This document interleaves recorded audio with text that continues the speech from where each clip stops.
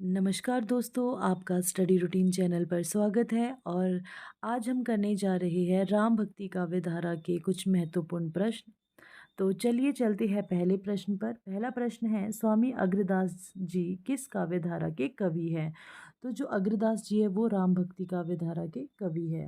अगर हम अग्रदास जी की बात करें तो जो अग्रदास है इनके जो गुरु थे वो थे हमारे कृष्णदास पिहरी जी। ठीक है, कृष्णदास पिहरी जी थे, जबकि इनके शिष्य थे नाभादास। ये बहुत इंपॉर्टेंट है। नाभादास के गुरु कौन थे? तो वो थे हमारे अग्रदास जी थे।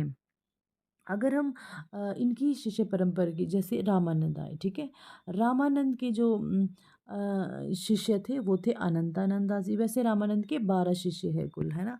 तो दोस्तों परसों हमने एक क्वेश्चन देखा था कि रामानंद के शिष्य जो है इनमें से कौन नहीं है। तो दोस्तों जो नरहरियानंद है वो रामानंद के जो शिष्य है, रामचंद्र शुक्ल और राम कुमार वर्मा के अनुसार नरहरियानंद रामानंद के शिष्य है, परंतु जो हजारी प्रसाद द्विवेदी है उन्होंने नरहरियानंद को रामानंद का शिष्य नहीं माना है। ठीक है दोस्तों, तो यहाँ पर हम देखते हैं कि जो रामानंद है, रामानंद के एक शिष्य आते हैं हमारे पास अनंतानंद दास जी। ठीक है, अनंतानंद आते हैं और अनंतानंद का शिष्य है हमारे पास कृष्णदास पिहरी जी। ठीक है, और फिर कृष्णदास का बिहारी जी के शिष्य आ जाते हैं दो।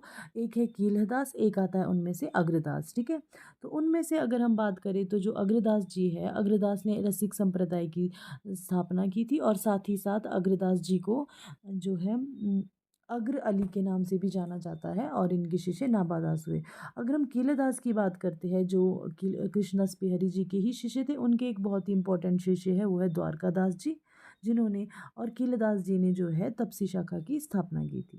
तो नेक्स्ट उस पे आ जाते हैं, हम इसकी व्याख्या देख लेते हैं थोड़ा। इसमें कुछ जो हमारे पास राम भक्ति शाखा के है अग्रदास जी, और राम भक्ति जो शाखा है उसमें प्रमुख कवि है रामानंद, तुलसीदास, नाभादास, प्राणचंद चौहान, केशवदास आदि।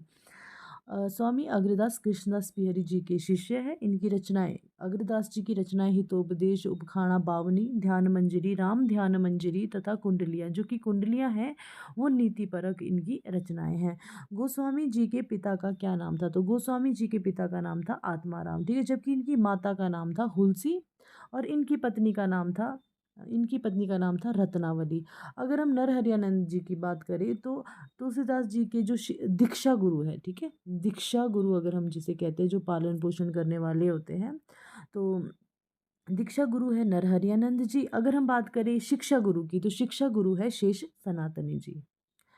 गोद लिए हुलसी फिरे तुलसी सो सुत होय, यह पंक्ति इनमें से किस कवि की है? तो ये पंक्ति है हमारे पास रहीमदास जी की, ये पंक्ति है। हिंदू अवतार पुरुषों के प्रति रहीमदास जी बहुत आदर की भावना रखते थे, इसलिए तुलसीदास और रहीम जी के बीच परस्पर अवतारवाद पर भी चर्चा होती रहती थी। दोनों के बीच पत्र व्यवहार भी होता रहता था। एक समय एक ब्राह्मण अपनी कन्या के विवाह हेतु धन की याचना करने गोस्वामी तुलसीदास जी के पास आया।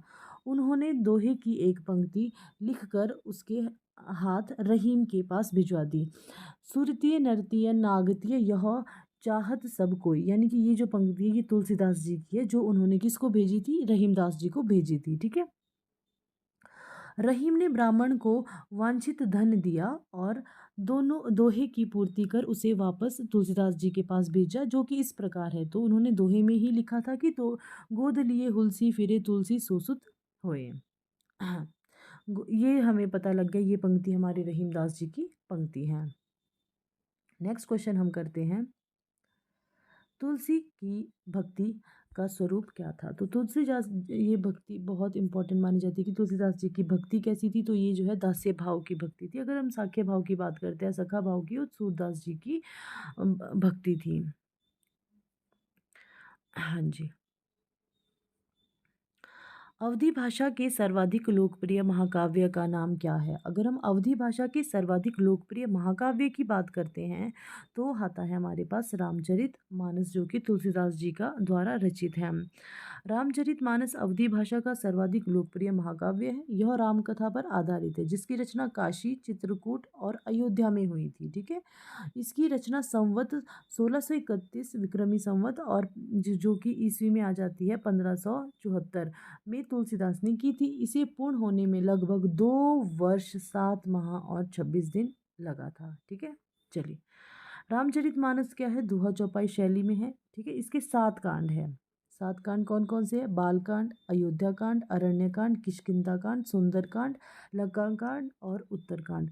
तो दोस्तों ये बहुत इंपॉर्टेंट क्वेश्चन है कि उसमें पूछा जाता है कि सुंदरकांड कौन सा नंबर पे कांड है। तो 5th कांड अगर हम बात करते हैं, 5वां कांड सुंदरकांड है, यानी कि 7वां और अंतिम कांड उत्तरकांड है और प्रथम कांड जो है बालकांड है। हमें ये याद रखने हैं। रामचरितमानस किस भाषा में लिखी है? अवधी भाषा में लिखी है। राम कथा पर आधारित तुलसीदास जी के महाकाव्य का नाम है रामचरितमानस। और हम बात करते हैं अब, गोस्वामी तुलसीदास जी ने रामचरित की रचना किस संवत में की थी? तो 1631 संवत में की थी। रामचरितमानस में कुल कितने कांड है? 7 कांड है। रामचरितमानस में कुल कितने कांड है? 7 कांड है। 2 बार ये क्वेश्चन रिपीट हो चुका है। रामचरितमानस में विभत्स रस का प्रयोग किन कांडों में मिलता है? तो विभत्स रस का जो प्रयोग मिलता है, अब बालकांड और अयोध्या कांड में हमें लगेगा। विभत्स रस देखो, बालकांड और अयोध्या कांड, बालकांड में तो हमें पता है कि वात्सल्य रस आ जाता है। हमसे पूछा है विभत्स रस, तो विभत्स रस जो मिलेगा वो मिलेगा हमारे पास अरण्य कांड और लंका कांड में। ठीक है, चलिए। रामचरितमानस में के अरण्य कांड में करुण तथा विभत्स एवं लंका कांड, ठीक है, में वीर, भयानक और विभत्स रस का ही प्रयोग मिलता है। हाँ जी, चलिए। इनमें से कौन सा महाकाव्य अवधि में लिखा गया है? तो अवधि में रामचरितमानस लिखा गया है। अगर हम बात करते हैं, जो साकेत रचना है वो हमारे मैथिली शरण गुप्त जी की रचना है, और रामचंद्रिका जो है केशव दास की रचना है, और प्रिय प्रवास जो है खड़ी बोली हिंदी का प्रथम महाकाव्य भी जिसे कहते हैं वो अयोध्या सिंह उपाध्याय हरिऔध जी की रचना है। और जो रामचंद्रिका है उसकी जो भाषा है वो ब्रज भाषा है। इसमें छंदों और अलंकारों का वर्णन किया गया है। प्रिय प्रवास तथा साकेत दोनों खड़ी बोली के महाकाव्य हैं। नेक्स्ट क्वेश्चन है हमारे पास, अर्थ न धर्म न काम रुचि, गति न चहु निर्भान, जन्म जन्म रति राम पद, यह बरदानु न आन। रामचरितमानस में यह आकांक्षा निम्नलिखित में से किसकी है? तो रामचरितमानस में जो है ये जो है हमारे उपयुक्त जो पंक्ति है वो हमारे भरत जी ने कही है। उपयुक्त पंक्तियाँ तुलसीदास कृत रामचरितमानस के अयोध्या कांड से उद्धृत है। इन पंक्तियों के माध्यम से भरत जी कहते हैं कि मुझे ना अर्थ की रुचि है, यानी कि अर्थ की इच्छा है, ना धर्म की, ना काम की, ना मैं मोक्ष ही चाहता हूँ। जन्म जन्म मेरा श्री राम के चरणों में प्रेम हो, बस यही वरदान मांगता हूँ, दूसरा कुछ नहीं। देखिए दोस्तों कितनी अच्छी पंक्ति है, भरत द्वारा कही गई है ये पंक्ति, है ना। फिर एक बार हम रिपीट कर देते हैं इस पंक्ति को। अर्थ न धर्म न काम न रुचि, गति न चहु निर्बान, जन्म जन्म रति राम पद, यह वरदान न आन। ठीक है, चलिए। भरत जी द्वारा की गई है। अवधी एवं ब्रजभाषा दोनों में रचना करने वाले कवि कौन हैं? तो ये हमारे तुलसीदास जी हैं। इनकी कुछ रचनाएं ब्रजभाषा में हैं और कुछ अवधी में लिखी गई हैं। और जो हमारे हिंदी का जातीय कवि तुलसीदास जी को कहा है, ये हमारे रामविलास शर्मा जी ने कहा है। उन्होंने हिंदी क्षेत्र के मध्यकाल में प्रचलित दोनों काव्य भाषाओं में ब्रजभाषा और अवधी में समान अधिकार से रचना की है। वस्तुतः तुलसी ने गीतावली, कवितावली आदि में मुक्तक में कथा कही। चलो, तुलसीदास द्वारा रचित 12 ग्रंथ प्रामाणिक माने जाते हैं। ठीक है, वैराग्य संदीपनी, रामलला नहचु, रामाज्ञा प्रश्न, बरवे रामायण, जानकी मंगल, पार्वती मंगल, श्री कृष्ण गीतावली, गीतावली, दोहावली, कवितावली, विनय पत्रिका और रामचरित मानस। तो रामाज्ञा प्रश्न में 7 सर्ग है, प्रत्येक सर्ग में 7 कोष्टक है और प्रत्येक कोष्टक में 7 दोहे हैं। तुलसीदास ने रामाज्ञा प्रश्न की रचना मात्र 6 घंटे में की थी। ठीक है, पूछा जाएगा कि रामाज्ञा प्रश्न की रचना कितने घंटे में की थी? तुलसीदास जी ने मात्र 6 घंटे में की थी। और रामाज्ञा प्रश्न में भी कितने हैं? 7 कांड है, या 7 कांड नहीं हम इन्हें कहेंगे, 7 सर्ग हम इन्हें कहेंगे। 7 सर्ग है, 7 कोष्टक है और प्रत्येक कोष्टक में 7 दोहे हैं। ये बहुत इम्पोर्टेंट है। चलिए, निम्नलिखित में से कौन सी रचना तुलसीदास की नहीं है? अगर हम तुलसीदास की नहीं बात करें, देखो रामचंद्रिका हमें पता है ये केशवदास की है, बाकी ये तीनों की तीनों तुलसीदास जी की रचनाएं हैं। इनमें से कौन सी रचना तुलसीदास की नहीं है? तो तुलसीदास की रामचरितमानस है, कवितावली है, गीतावली है, साकेत मैथिली शरण गुप्त की रचना है जो कि खड़ी बोली में लिखी गई है। और ये भी हमारी जो ये साकेत है ये बहुत ही इम्पोर्टेंट रचना है तुलसीदास जी की, जिसमें जो है उर्मिला विषय के बारे में ये भी, इसमें भी एक राम कथा है। और इसे जो है आधुनिक युग का रामचरितमानस भी कहा जाता है साकेत को। और इसमें जो है सबसे इम्पोर्टेंट जो सर्ग है वो है 9वां सर्ग, जिसमें उर्मिला का वर्णन किया गया है।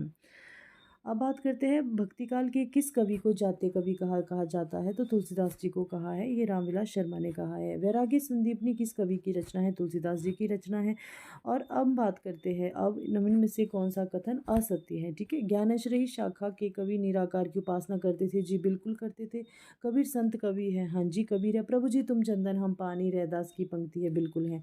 संत तुलसीदास ज्ञानश्री शाखा के कवि नहीं थे, ये हमारे राम भक्ति काव्य के कवि है। चलिए नेक्स्ट क्वेश्चन है,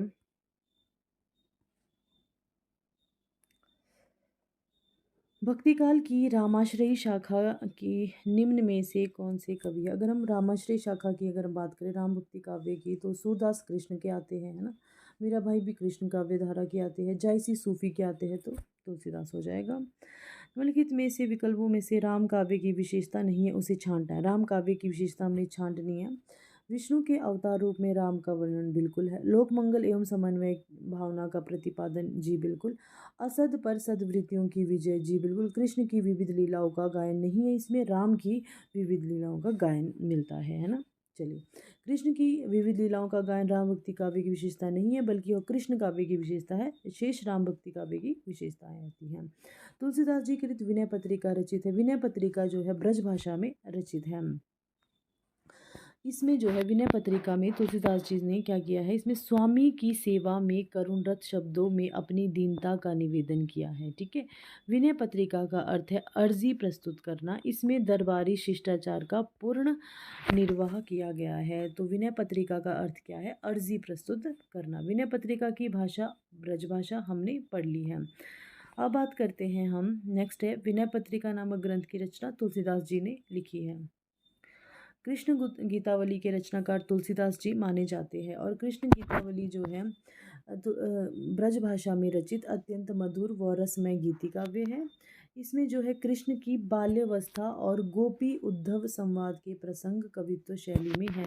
बात हमसे की जाएगी कि कृष्ण के बाल्यावस्था का वर्णन तुलसीदास जी ने किस रचना में किया है? वो किया है हमारी कृष्ण गीतावली में। गोपी उद्धव संवाद भी इसमें आ जाता है। और कृष्ण गीतावली में कुल 61 पद है। इसमें कुछ पद सूर सागर में भी, इसके कुछ पद सूर सागर में भी पाए जाते हैं। और सूर सागर किसकी रचना है? सूरदास जी की। कृष्ण गीतावली तुलसीदास जी की रचना है।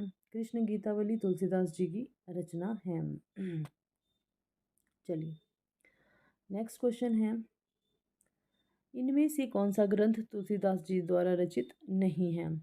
तो गीतावली है, दोहावली भी है, विनय पत्रिका भी है, जबकि रसमंजरी जो है इनकी तुलसीदास जी की नहीं है। जो रसमंजरी के रचयिता है वो भानुदत्त मिश्र जी हैं। चलिए, रसमंजरी देखो, जो रसमंजरी है वो बहुत कवियों की रचना में रसमंजरी नंददास जी की भी रचना है और नायिका भेद की पुस्तक है, जो भानुदत्त की रसमंजरी के आधार पर लिखी गई है। ठीक है, तो रसमंजरी नंददास जी की भी रचना है। चलिए, साथ ही साथ जो रसमंजरी है वो हमारे एक कवि आते हैं पाश्चात्य काव्य शास्त्र में, कन्हैया लाल पोद्दार जी, उनकी भी रचना है ये। निम्नलिखित जी तुलसीदास जी ने भी भ्रमर गीत परंपरा के अंतर्गत भ्रमर गीत की रचना की है, जो कि संकलित है। भ्रमर गीत किसमें की रचना, भ्रमर गीत जो रचना है वो संकलित है हमारे पास कृष्ण गीतावली में, नाम से ही ज्ञात हो रहा है। तुलसीदास जी की समस्त रचनाओं में कृष्ण विषय केवल एक रचना गीता कृष्ण गीतावली में उपलब्ध होता है। जिस प्रकार इनके द्वारा रचित गीतावली में राम संबंधी पद संकलित है, उसी प्रकार कृष्ण गीतावली में कृष्ण के 61 पद संग्रहित है। इन पदों में कृष्ण की बाल लीला एवं भ्रमर गीत प्रसंग यानी कि उद्धव जो गोपी और उद्धव का जो संवाद हुआ था उसका विशेष वर्णन किया गया है। कृष्ण गीतावली भ्रमर गीत संबंधी पदों में भ्रमर का स्पष्ट उल्लेख न होकर उद्धव के लिए मधुकर मधुप आदि शब्दों का प्रयोग किया है। इन पदों में गोपियों के मर्यादा मंडित रूप का परिचय मिलता है। सूर की गोपियों की सी जो प्रगल्भता भी दर्शन तुलसीदास की गोपियों में नहीं होती है। ठीक है, तुलसी नंददास की गोपियों के समान वाक्पटु और तर्कशील भी नहीं है। यानी कि जो नंददास जी की गोपियां हैं, नंददास जी ने जिन गोपियों का वर्णन किया था वो कैसी थी, वो तर्कशील थी। ठीक है, इनमें आद्यांत भावुकता, दीनता, विनयशीलता, झिझक और शालीनता के दर्शन होते हैं। वे सरल स्वभाव की विश्वसनीय भक्त नारियां हैं। तुलसीदास जी की जो गोपियां जिनका वर्णन किया है, इनमें प्रेम लक्षण भक्ति के प्रति दृढ़ आस्था एवं विश्वास है। उनका एकमात्र लक्ष्य अपने प्रियतम का साक्षात्कार है। निम्नलिखित में से किस कवि ने संस्कृत को छोड़कर भी संस्कृत की शास्त्रीय परंपरा का निर्वहन किया है? तो हमारे तुलसीदास जी ने किया है। तुलसीदास ने अवधि में लेखन के साथ संस्कृत की परंपरा को अक्षुण्ण रखा। तुलसीदास ने अपने काव्य में छंद का समुचित निर्वाह किया है। गीतावली के रचयिता कौन है? हमारे तुलसीदास जी है। और ये कैसा काव्य है? ये जो है एक मुक्तक काव्य माना जाता है। तो गीतावली तुलसीदास जी की रचना है। एक ये मुक्तक काव्य है। और तो ये जो है गीतावली ब्रजभाषा और अवधि दोनों भाषाओं पर समान। तुलसीदास जी की जो रचना है, तो ये जो गीतावली है ब्रज भाषा में रचित है। वैसे तो तुलसीदास जी ब्रज और अवधि दोनों में ही लिखते थे। ठीक है, और प्रबंध और मुक्तक दोनों रचनाएं की है हमारे तुलसीदास जी ने। और तुलसीदास जी ने गीतावली, कवितावली आदि में मुक्तक कथा गई है। चलें, रामचरितमानस का ज्ञान दीपक जो प्रसंग किस कांड को कहा जाता है? तो उत्तर कांड को कहा जाता है। ज्ञान ज्ञान ठीक है, अब बात करते हैं, हम इसकी व्याख्या देख लेते हैं। गोस्वामी तुलसीदास जी ने उत्तरकांड में श्री राम वशिष्ठ संवाद, नारद जी का अयोध्या आकर रामचंद्र जी की स्तुति करना, शिव पार्वती संवाद, गरुड़ मोह तथा गरुड़ जी की काकभूषुंडी जी से राम कथा एवं राम महिमा सुनना, काकभूषुंडी जी के पूर्व जन्म की कथा, ज्ञान भक्ति निरूपण, ज्ञान दीपक और भक्ति की महान महिमा, गरुड़ के 7 प्रश्न और काकभूषुंडी जी के उत्तर आदि विषयों का विस्तृत वर्णन किया है। इन्होंने किसमें किया है? ये सब उत्तरकांड में मिलता है। चलिए, अब बात करते हैं रामचरितमानस। रामचरितमानस से किस संवाद का संबंध नहीं है? तो शिव पार्वती का जो संवाद है, इसमें रामचरितमानस में प्रथम वक्ता और प्रथम श्रोता, प्रथम वक्ता हमारे शिव जी है और प्रथम श्रोता जो हमारी पार्वती माता जी है। ठीक है, और इसमें जो है हमारे याज्ञवल्क्य भारद्वाज संवाद जी बिल्कुल मिलता है ये। और हम बात करते हैं काकभूषुंडी संवाद भी इसमें मिलता है। अगर हम बात करते हैं राम सीता संवाद, ये भी होता है। और इसमें क्या है? रामचरित का संबंध विकल्प में दिए गए